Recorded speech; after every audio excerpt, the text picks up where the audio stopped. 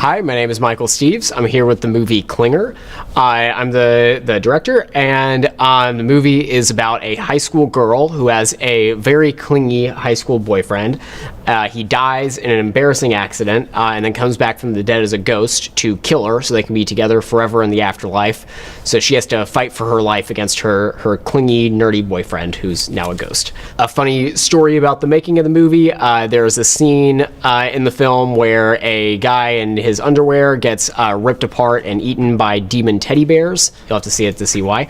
And that scene was filmed at my old Judeo-Christian Good Values high school. We didn't have a place to film the scene because it was very bloody and gory, so we called up our high school and said, hey, can we do this thing in the high school where we tear a guy apart in his underwear by teddy bears? And they just said, you know what, just let's pretend we didn't hear that and go ahead and we'll let you film there. So anyways, that's a funny story. Ah!